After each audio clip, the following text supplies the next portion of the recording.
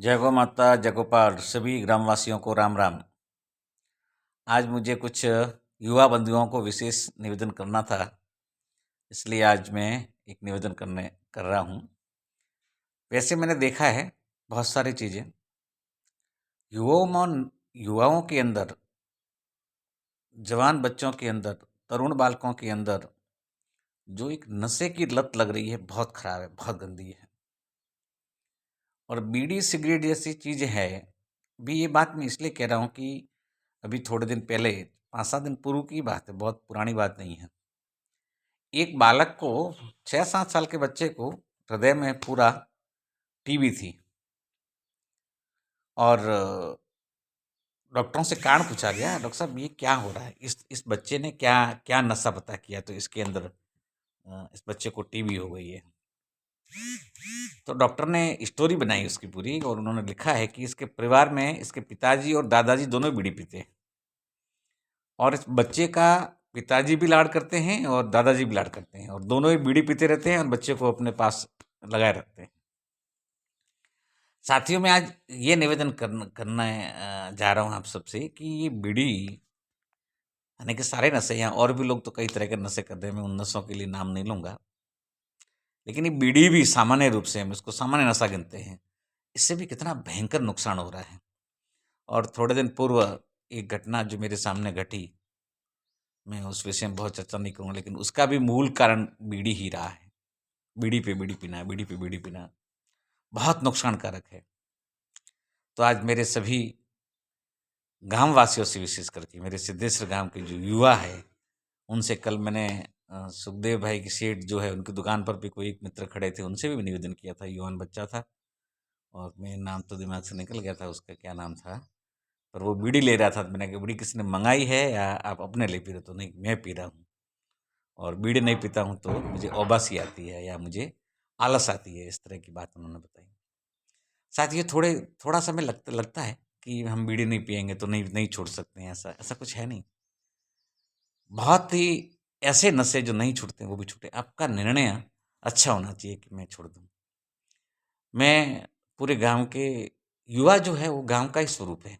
आज का युवा कल का बुजुर्ग होगा, आज का युवा कल का एक बड़ा गांव का नेता हो सकता है, बड़ा कोई व्यापारी बन सकता है, कोई अच्छी सरकारी नौकरी पे जा सकता है। वो युवा है, वो ही तो जाएगा।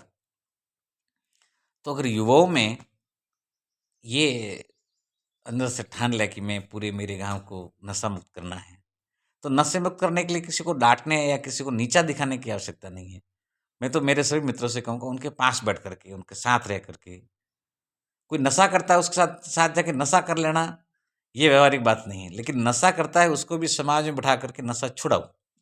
मैंने ऐसा तो कई जगह देखा है कि कुछ 2-4 लोग नशा करते हैं तो उनके साथ में आने जाने वाले लोग भी वो दूसरों को भी सिखा देते हैं। तो नशा सिखा सकते हो तो नशा छुड़ा भी तो सकते हैं अपन।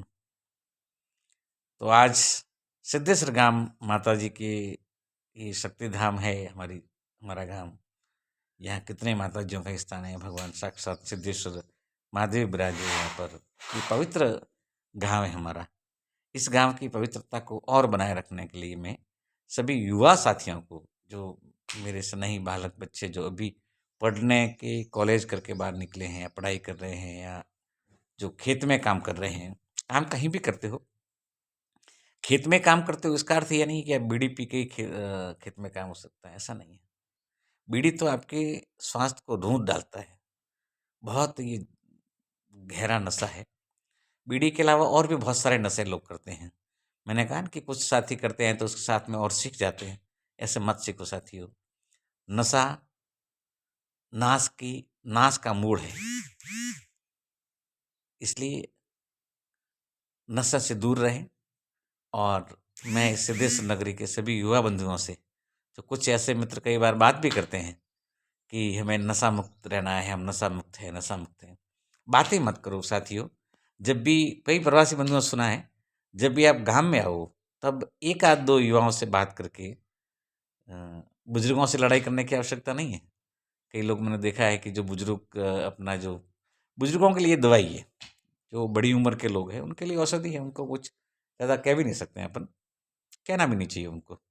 सहजता में, लेकिन इतना विश्वास है कि यदि युवा सारे नशा मुक्त हो जाए तो बुजुर्ग भी छोड़ेंगे तो नहीं, लेकिन कम कर सकते हैं। उनको दिखेगा कि ये अच्छी चीज़ नहीं है।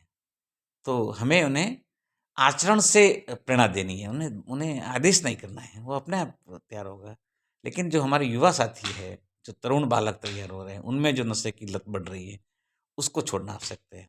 तो एक बार पुनः मैं जो प्रवासी बंधु है, वो यथासंभव प्रयास करें कि मैं मेरे परिवार में जितने भी लोग हैं, अपने-अपने देखो अपना-अपना सुधार करेंगे, तभी ये सारी चीज़ें निकलेगी। इसलिए अपने परिवार से शुरू करें। हालाँकि मेरे परिवार में भी बहुत सारे लोग नशे करते हैं, इसलिए मैं कहने का अधिकारी नहीं हूँ, लेकिन मैं पूरे गाँव को परिवार ही मानता हूँ कि अपना पूरा गाँव एक परिवार ही है। तो अपने परिवार में, अपने गाँव में किस तरह से नशा मुक्त गाँव बने, इस तरह से पहल करनी चाहिए, आगे बढ़ना चाहिए।